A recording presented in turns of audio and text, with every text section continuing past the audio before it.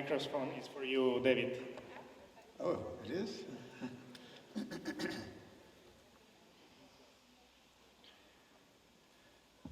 Okay, I'm here to talk about a theoretical concept.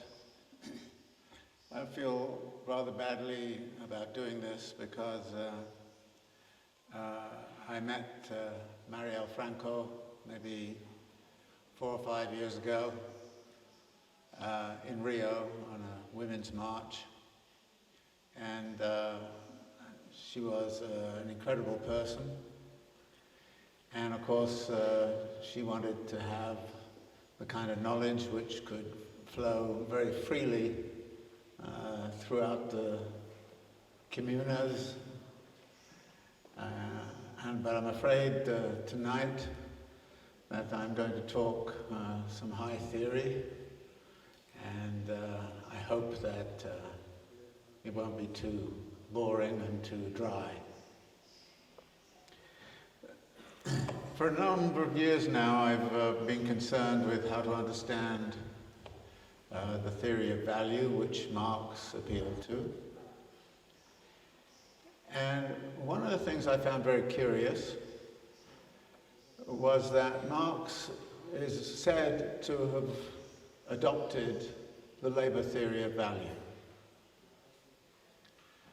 And since many critics have since declared that the labor theory of value is irrelevant, doesn't work, and is plainly wrong,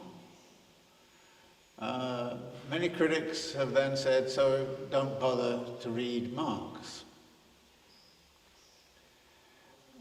The trouble is that I can't find anywhere in Marx where he actually says, I believe in the labor theory of value.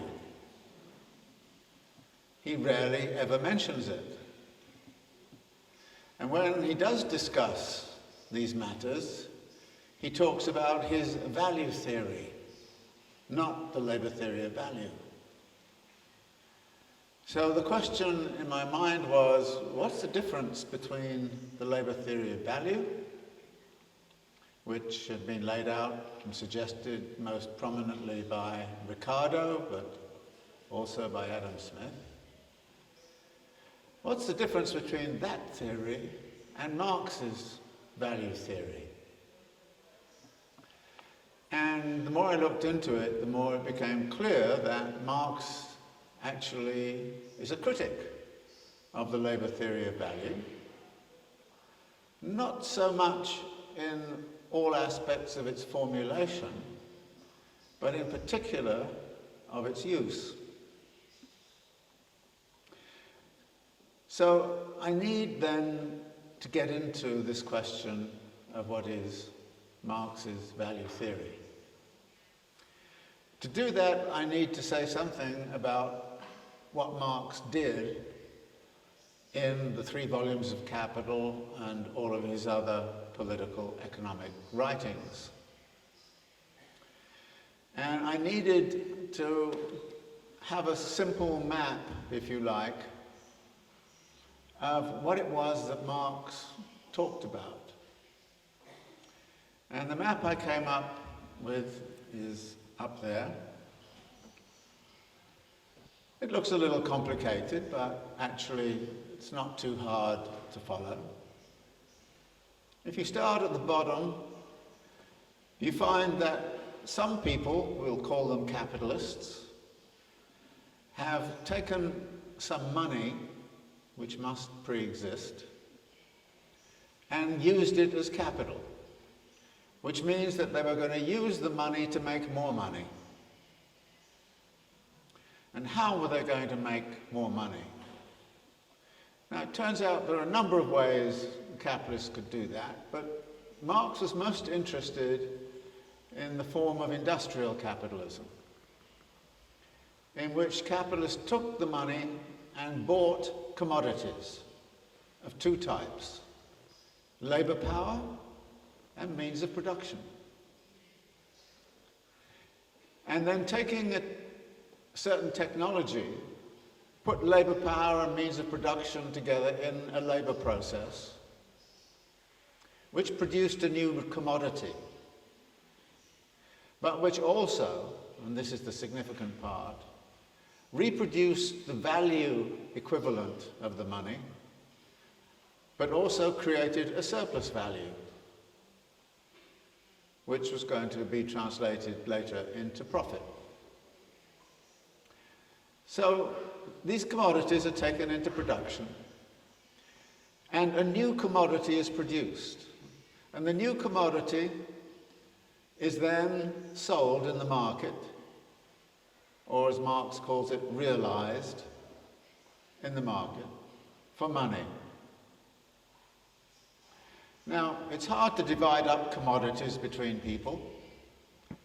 If you make a car, then you can't divide the car into 15 bits, but you can divide money. So when the commodity is transformed into the money form, it is then distributed in money form. And there are various places it can go. Some of it must go as wages to the workers. Some of it will go in taxes. And I've put this in here, even though Marx, in the 3 volumes of Capital, hardly mentions taxes at all.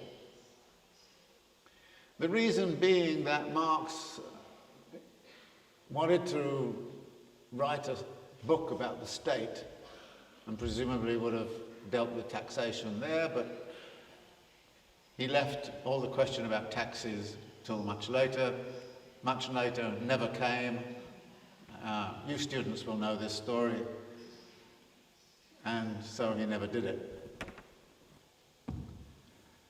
Now, some of it then also gets divided amongst different factions of capital.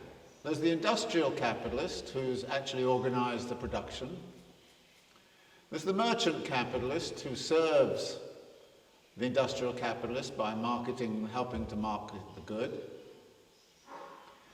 There is the landlord, who will take money in a form of rent, which is, we'll get back to that in a little bit. And some of it is taken, of course, in the form of interest in the financial system.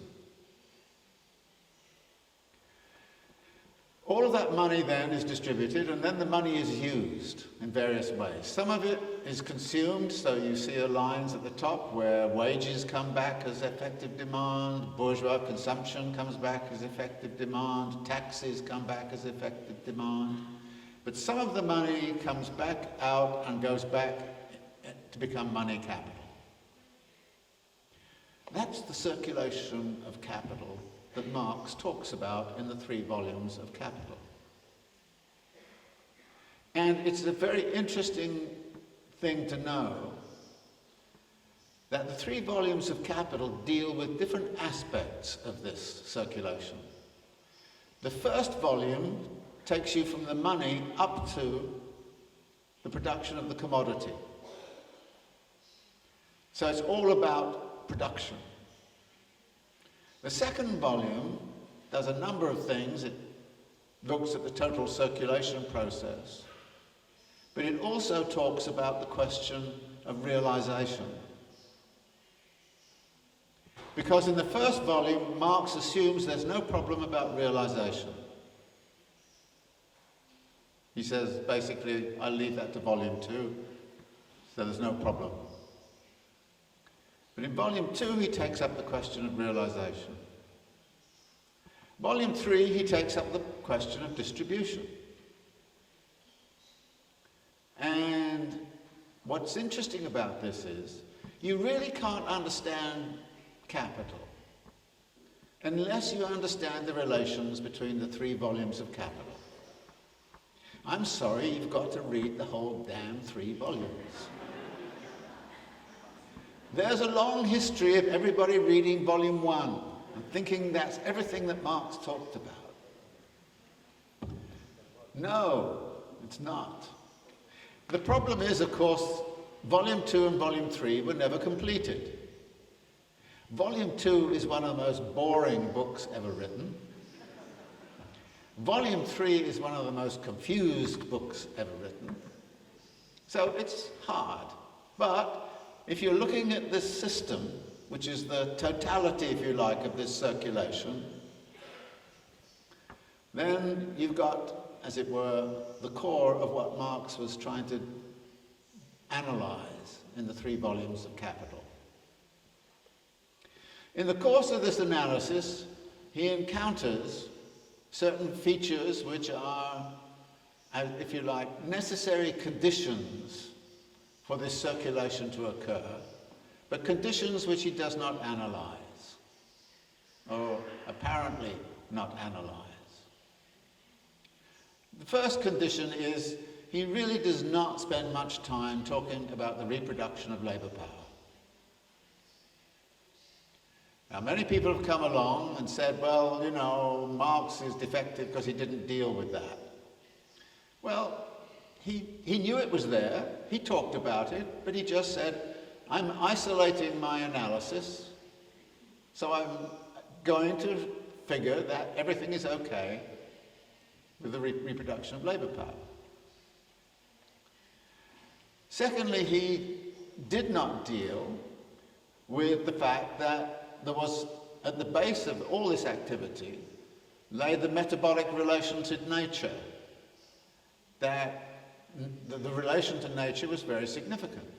Now, again and again in Capital, he says, that is incredibly significant, but I'm not going to deal with it. And he doesn't deal with the production of nature. He doesn't deal with the production of places and spaces and all of those things very much. So he makes a set of assumptions, lays these things aside, even as he says, obviously, none of this would make sense without a metabolic relation and without a real solid system for the reproduction of labour power. Similarly, he also recognized that contemporary capitalism, or the rise of capitalism, rested on the history of human societies, the development of human cultures, the development of knowledge and ways of thought, the development of social structures, the building of cities and things, and knowing mathematics and all of those kinds of things. All of that lies in the background too. It was a necessary precondition, but Marx says, I'm not going to deal with that. Now, I make this point because in teaching Capital, there is a fantasy that Marx set out to deal with everything that exists. He did not. He set out to look very closely at the circulation of capital through those 3 red pieces. That's what he set out to do, and that's what he did extremely well. And he found out a lot of things about the circulation of capital. But he left all these other things to one side. So, what do we then do with all of the things which are outside? There's been a lot of work, particularly over the last 30, 40 years, by feminists dealing with social reproduction. I think that sheds immense light on that part of the reproduction of labour power, which is very, very significant, and therefore fills in what Marx had left as an empty spot in the analysis. Similarly, many people, we geographers, for example, have worked extremely hard on the question of the relation to nature and the building of places and spaces. My own work on urbanization, on relation to nature, Neil Smith's work on the production of nature, all of this work is trying to fill in a better understanding of the relation to nature. And of course, there's a tremendous amount of work in the cultural field. How to deal with the production and destruction of cultural forms. How to think about indigenous societies and their role. How to acknowledge that actually the knowledge that workers bring into the workplace by virtue of their cultural education is absolutely crucial to the circulation of capital. In other words, this circulation process that Marx works is not something that exists out there and floats above. It's something that's deeply embedded in all of these other aspects. And within the Marxist tradition, we have a lot of people who have worked very hard to try to illuminate different facets of this process. So what did Marx discover about this basic process? Just the one that goes round. The first thing he recognized was it couldn't possibly be a cycle. It had to be a spiral. And spirals have a different form to circles. Spirals go...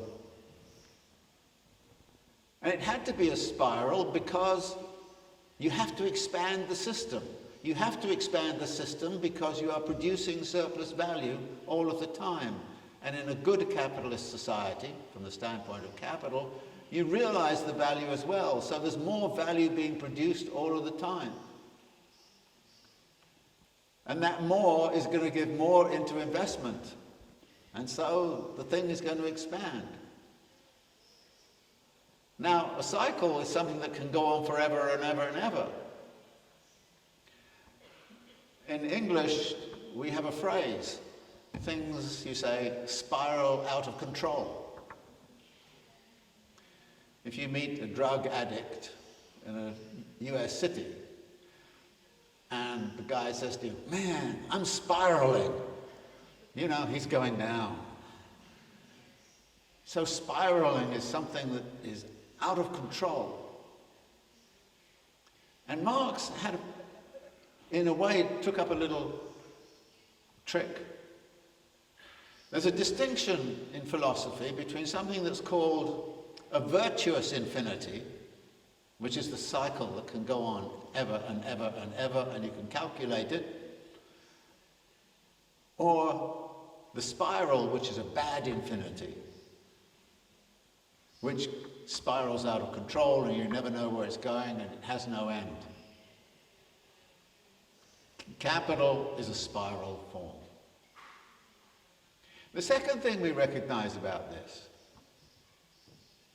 is that when you look closely, particularly at volume 2, one of the things that happens is it goes faster. It speeds up. It accelerates. And this is a law of motion that Marx is talking about. It must grow larger and larger and larger, and it must move faster and faster and faster. So what Marx began to do as he analyzed this was to start to discern what he called certain laws of motion. Laws of motion that were taking this system in a different direction. Then there's the question, where does the energy come from to power this system? Any system of this kind needs something to keep it moving. What keeps it moving? Well, actually you get 3 answers depending upon which volume of capital you're in. In volume 1, it's the individual entrepreneur, the person who picks up the money and says, I'm going to use this to make more money. And so the figure of the capitalist as an entrepreneur, going out there and making profit. And they're all, you can call them greedy or whatever you like, but they want more, they want more, they want more. And that is the primary force which is recognized in Volume 1. In Volume 2, you see something else, something rather different. And Marx never completed this analysis, so I tried to complete it for him. His argument is that there is potentially a problem of realization of value. What happens when you get to that point, you take your commodity into the market and nobody wants, needs, or desires it, or if they want, need, and desire it but have no money to pay for it, you can't sell it? All those greedy entrepreneurs with their commodities coming out there saying, yay, give me your money, and they can't get it. Well, what happens then? You have a blockage, you have a crisis. You have a realization crisis. So, what moves in to relieve that realization crisis? You need to invent demand. Who invents demand? Well, people can invent demand. So people may have wants, needs, and desires and say, yeah, you've got all of those commodities, I want them, I just don't have enough money to get it. So somebody has to find some way to give them the money so that they can buy it. Who can do that? Financial institutions, the state. So demand management enters in. And of course, the big manager of demand is the state. The state borrows money and creates demand. The capitalists who've got all their commodities waiting to be sold suddenly find there's a market and everything is fine. But the energy in this case comes from a mixture of state, finance, and popular movements. But notice something here. All of this depends upon the transformation of wants, needs, and desires. Capital has an incredible history of engaging with populations to transform wants, needs, and desires. And it doesn't do it simply with, advertisements and all the rest of it, which is obvious. It does it by creating new ways of life, new ways of being. For instance, in 1945, the United States had a big problem. Was it going to fall back into the Depression after the war? They were very scared, they were, and that would happen, and they would have a revolution on their hands. They had been in alliance with the Soviet Union during the war. There were communists running around the United States. They had people coming back from the war who had guns and who knew how to use them. If they came back and faced total unemployment on the scale of the 1930s, there would have been a revolution, and everybody in the US government and corporate capital realized it. What did they do? They built the suburbs. That's what they did. They built these highway systems. But in order for the suburbs to be populated, what did they have to do? They had to give workers and returning servicemen enough money to buy the house and buy the car. So there was a burst of growth in the United States after 1945 by creating a suburban lifestyle, which had the added advantage that suburban people are not very revolutionary. It had the advantage that suburban people were deeply in debt because they had borrowed to buy their house. And when they set up the debt financing, they said, debt-encumbered homeowners don't go on strike. They sold the American dream, which is everybody would end up with a nice suburban house, 2 kids, 2 cars in the driveway, televisions, freezer, little swimming pool in the back. And they advertised it. Every sitcom on American television during this period, you go back and look at them, they're all about the suburban lifestyle. Everybody that's the norm. You create a new way of life. And then people suddenly find themselves, they're in the suburb. God, what do you do in the suburb? So actually, a lot of the discontents of the 1960s were with the suburban lifestyle. First wave feminism said their biggest enemy was what they called the place with no name, which is the suburb. Suburban life imprisoned women in certain roles and certain... It also was incredibly boring. So the student movement kind of went over and they saw life in Paris and places like that and came back and said, hey, we want a different kind of life. So the lifestyle question, everyday life question, is constantly being transformed by these processes. Now, it's interesting. Marx talks about the manipulation of one's needs and desires in a number of different places. It actually comes up quite a lot in the Grundrisse. And Marx actually says of it, this is not a bad thing. And he says, without irony, that the creation of these new wants and needs and desires is one of the civilizing influences of capital. But you can see, I think, that yes, that's true, but it's a double-edged sword. We are wielding that double-edged sword right now. 20 years ago, would you have wanted, needed, and desired a cell phone?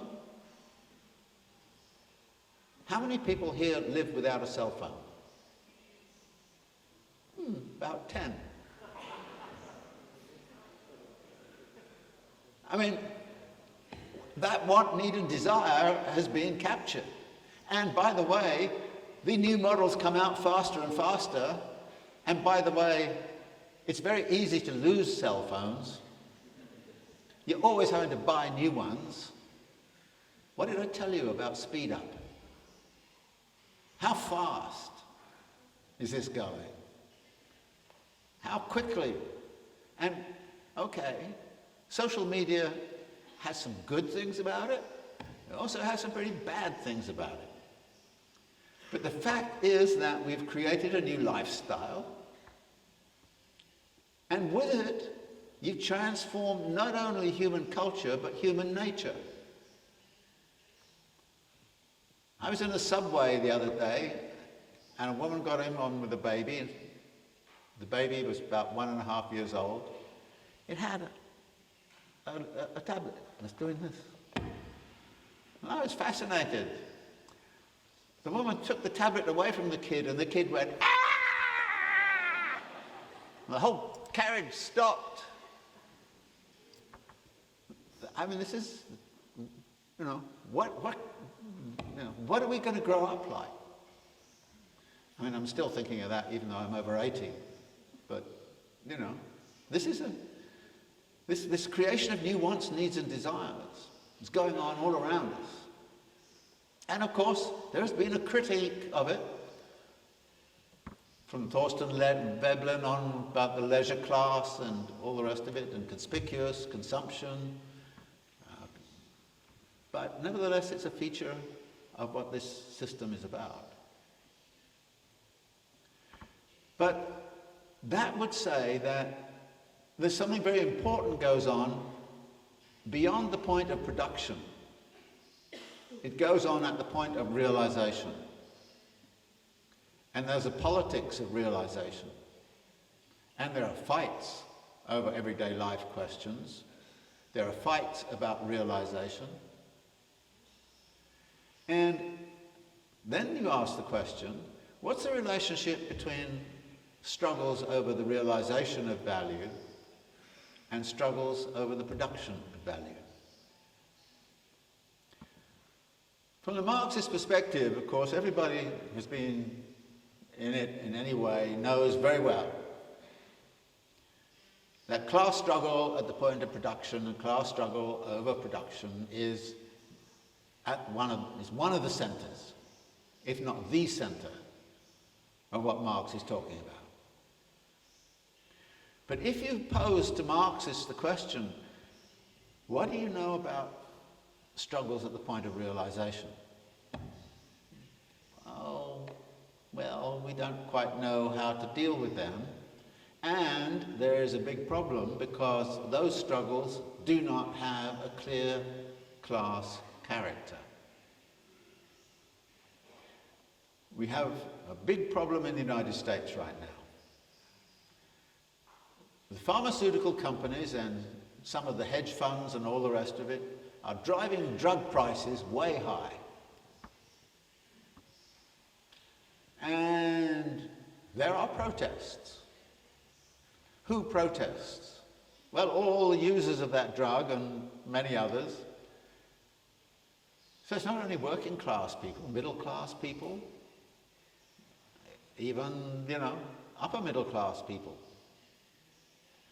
We had this crazy guy, hedge fund, who bought out a pharmaceutical company which was selling a drug for $7 a pill, and he bought it out and then said, okay, people are going to have to pay $750 a pill. That is the kind of robbery that goes on at the point of realization. This is where you find a great deal of what I call accumulation by dispossession. And there are struggles against that. But it's not just simply workers. And the organization of those struggles is very different. But is this not just as important a form of struggle as the one that occurs at the point of production? Actually, Marx, in the first chapter of Capital, said, if there is no want, need, or desire for a commodity, then there is no value. The labor that was put in the production process has no value. So the maintenance of value requires that something happen which is positive at the point of realization. Now, it's interesting. The point of realization is also a significant element in what social reproduction is about. Because social reproduction takes place in the households, neighborhoods, and that's very much about the market. How much of capital has been about innovations in household technologies? I have a graduate student and they have this cleaning thing that runs around the floor and mops up. I come into my apartment and I say, Alexa, turn on the lights. Give me Leonard Cohen on the... It all happens. It's crazy. I mean, I think it's very funny, particularly since the person who fixes my lights can turn them on and off, even though she's the other side of the city. So one night after I'd just been through an episode of Black Mirror, and if you haven't seen it, oh God, and I'm all jittery, and all of a sudden my lights started to go on and off, and I didn't know what was happening, and I freaked out. And I tried to turn them off, and they went on, and they turned them off, and I thought, this is Black Mirror, it's come caught me. Well, this is what the household technologies are about. Yeah, okay, I'm upper middle class in my income bracket and all the rest of it, but actually, you know, everybody has cell phones, everybody has phone apps, and God knows what. So the social reproduction is caught up in this system because it's a cross-link in this graph from wants, needs and desires, and also questions of social reproduction. There are other things which I haven't mentioned, which is what's the energy at the point of distribution? Is there energy coming into this system at the point of distribution? Actually, the answer is yes. And it originates because, as I've said, when things are blocked in realization, the state and finance has to unblock it by channeling finance. Where does the state get its money from? If things are blocked, it's not getting money through taxes. So it has to invent money. Or the banks have to invent money and lend it to the state.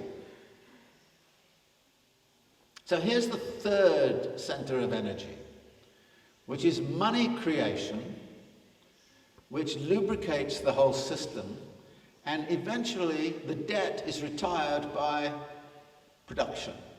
But instead of production producing the money, it is money that draws in production.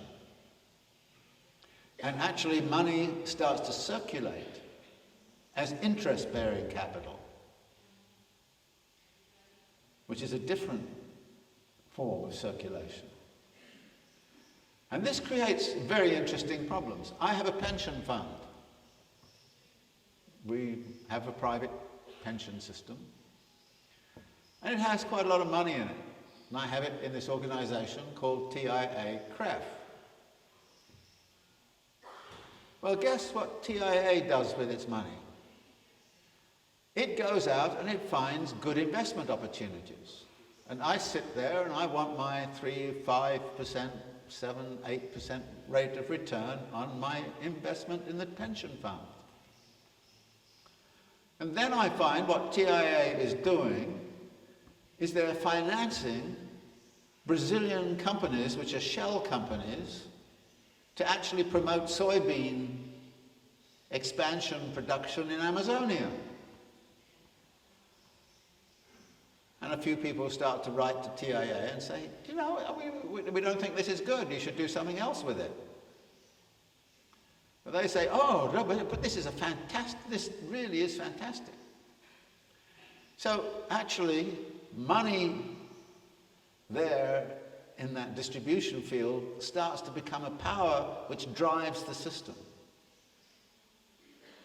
But it does it through indebtedness. There are times when bankers basically go out to corporations and say, please, please borrow. They go to people and say, please, please borrow and get a mortgage. That's what they did in 2000. They had a lot of surplus money. Lend it to people. They're not credit-worthy, it doesn't matter. Lend it to them, lend it to them, lend it to them. So here's another source of energy. So you have these three sources of energy which Marx begins to look at. And he sees some things when he gets to the third volume of Capital that actually start to get him kind of really worried about some of the things he said in the first volume of Capital. Now, I don't have time to talk all of this through, but I find this a very interesting sort of framework to start to look at things. And I've already mentioned something which is very significant, that it's a framework which actually identifies all kinds of sites of social struggle. I've already mentioned struggles over realization, different form. Marx sees it and says, these kinds of struggles are between buyers and sellers, not between capital and labor. and therefore has a different form. But then look at the environmental struggles. People who try to protect places, spaces, nature, or try to build it in a more eco-friendly way. They're struggling also with somebody like TIA who's coming in and saying, okay, we have this money, those people down there want to destroy Amazonia and grow soybeans for the Chinese, and it's very profitable, so we'll do that. So there's a struggle, an environmental struggle. Is the environmental struggle a class struggle in the narrow sense? No, it's not. So I start to differentiate between what I call class struggle, which is really about what goes on at the point of production and which is very profound and very hard, and anti-capitalist struggles. Anti-capitalist struggles, you can start to say to people in the environmental movement, you're not going to be able to solve this environmental problem within the framework of the circulation of capital. That is, it's the circulation of capital, the spiral form and the bad infinity and all those things that's really creating the problem. So you then turn to the struggles going on in the field of social reproduction. What are they about? Well, a lot of people will kind of say, take, for example, the feminist component of that. And social reproduction it doesn't belong to the feminists, but they've done most of the hard work on it. Are all feminists anti-capitalist? No. In fact, some feminists have got along extremely well with neoliberalism. They kind of like it. Gave them a good shot at doing some stuff. And same thing about the racial struggles which exist in the field. Are all Black Lives Matter people anti-capitalist? Well, actually they are. But a lot of black liberation struggle has not been anti-capitalist. Similarly, the struggles over wants, needs and desires. Are they all anti-capitalist? No, they're not. So the reason I mention anti-capitalist struggles is because right across this whole arena you see various areas where there are different kinds of struggles forming. And I have a fantasy that the left will have this huge organization and it will have different brigades, and you say, okay, you're the brigade that's going to solve the social reproduction problem, you're the brigade that's going to do the environmental problem, you're the one who's going to do the realization problem, you're the one who's going to deal with that awful problem of what's going on in the field of distribution. Because in the field of distribution, it's not only the banks and all the rest of it, there's actually a rather sinister organizational form that exists there, which I call the state finance nexus, which is really the connection of the central banks and the treasury departments of the state apparatus. And when they get a problem, what do they do? What has the Federal Reserve done of the United States since 2007, 2008? It's just added zeros to the money supply. Because, and here's the thing, the only form of capital that can accumulate without limit is the money form. I mean, you can't accumulate pairs of shoes without limit. I mean, and you can't accumulate production activity without limit. But you can accumulate money without limit. You just add zeros to the money supply. And that, of course, is what we've been doing. And more of what's going on in the world is this circulation of debt, to the point where actually we're creating a society based on debt peonage. So, what does this tell us about the value theory? Actually, if you look at the structure of Volume 1 of Capital, you see a different story of the value theory. In the first chapter of Capital, Marx talks about the commodity. And he says the commodity has a use value and an exchange value. Behind exchange value there exists, he says, value. And value he defines as socially necessary labour time. That's the first definition of value. It's very close to Ricardo, except Marx has put in the words socially necessary. And social necessity is a huge kind of problem. What is socially necessary is in effect going to be investigated. So that's the first chapter of Capital. In the second chapter of Capital, Marx says, value cannot exist without commodity exchange becoming a general social act. That is, there has to be an immense field of exchange of commodities. Furthermore, that exchange has to occur under conditions of private property rights to the commodity, juridical individuals, that is, you as a person are recognized as an owner, and reciprocity, and non-coercion. So Marx actually sets up, in the second chapter of Capital, a theory of perfectly competitive society. So exchange becomes a general social act. Perfectly competitive system is set up. Many people find this rather strange because this is what Adam Smith did. But Marx says, okay, I'll follow Adam Smith. This is the hidden hand of the market. Except Marx uses it in a different way. The third chapter of Capital says you can't have generalization of exchange without some mechanism that actually facilitates it. What facilitates general exchange? Money. So the third chapter is about money and how money is absolutely essential to the facilitation of exchange. The fourth and fifth chapters of Capital say that money has to be used in a certain way. That is, it has to be used to make more money.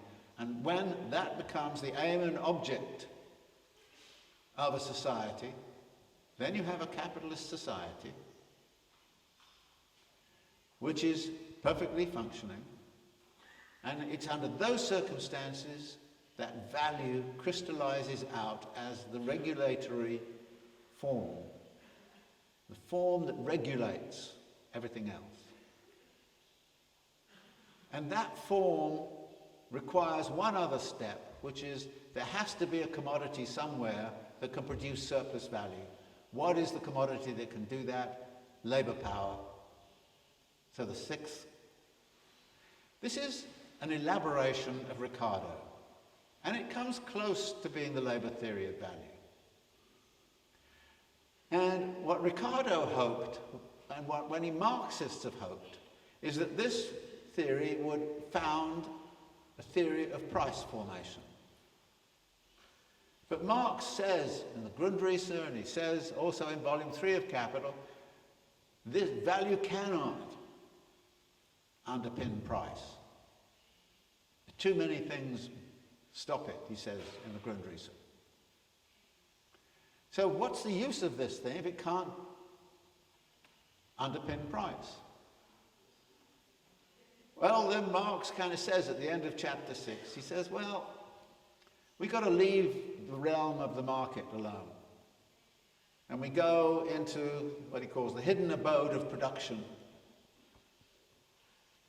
And actually, what the rest of Volume 1 of Capital is about, up to chapter 25, is explaining why it is that this regulatory system of value, the law of value, determines what happens to the labourer in the production process.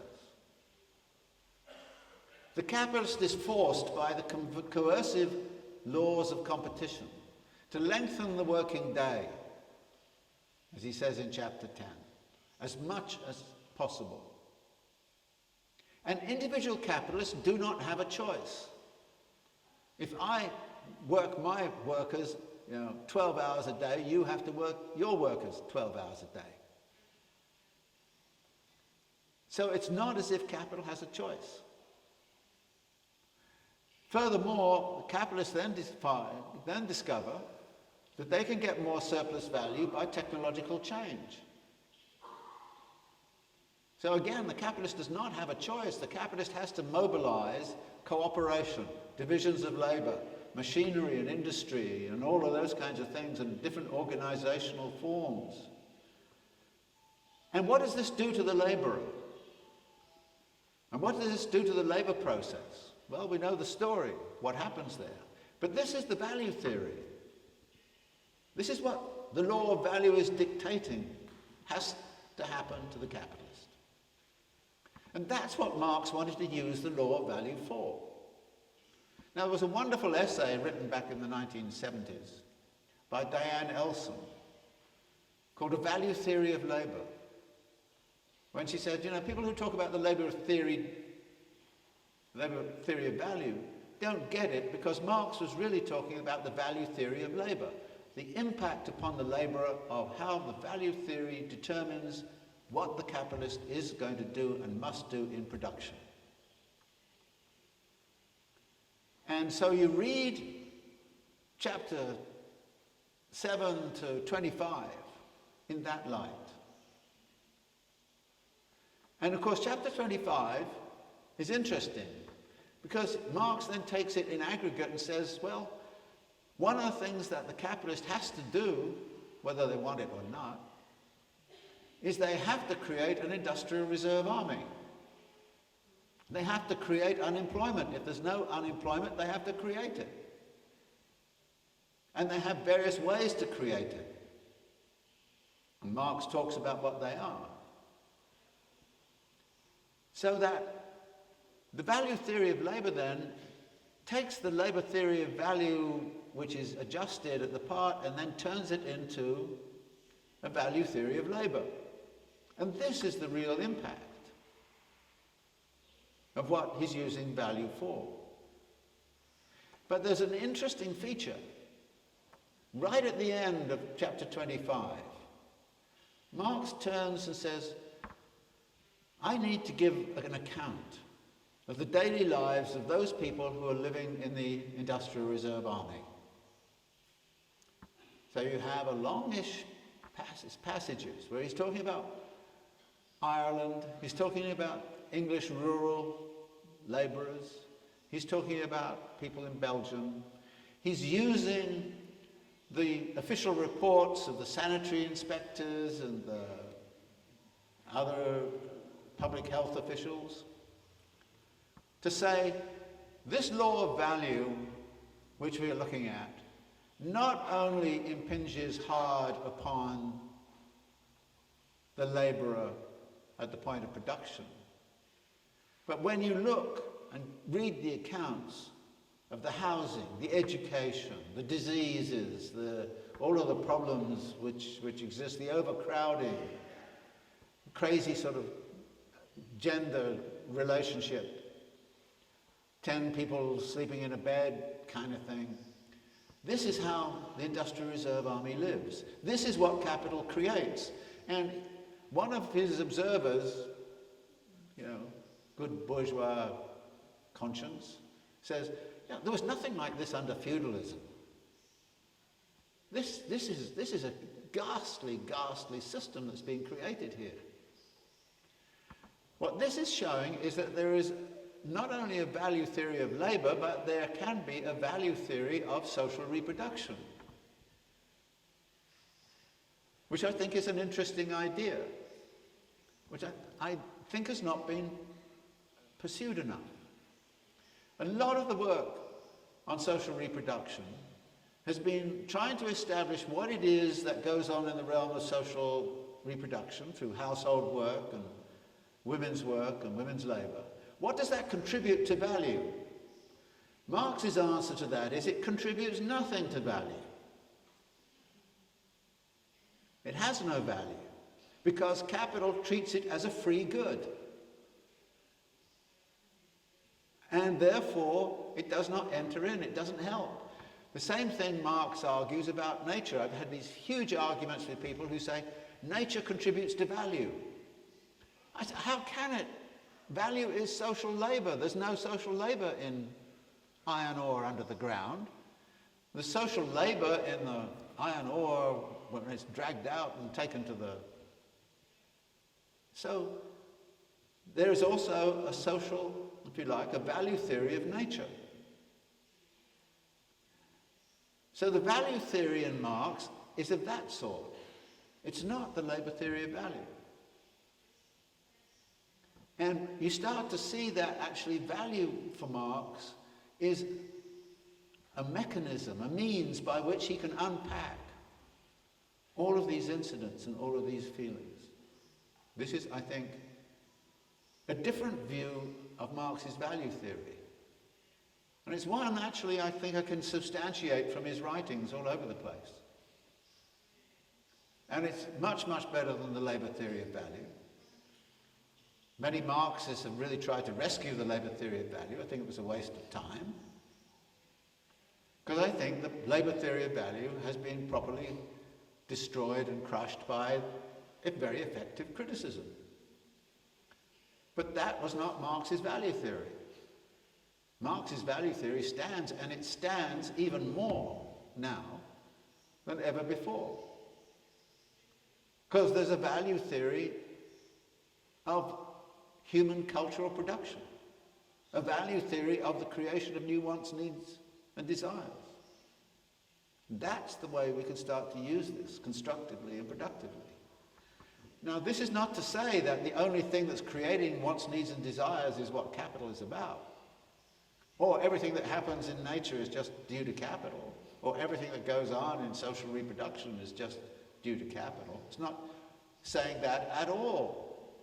But it is saying you're not going to understand what's going on in any of those fields without understanding the way in which capital and the law of value operates in society, and the way it operates within this system, how it's a driving force, what its power is all about. And recognizing that, we will be in a position to start to actually argue constructively across this whole terrain of activity for an anti-capitalist politics, which is desperately needed because we're in real bad infinity right now.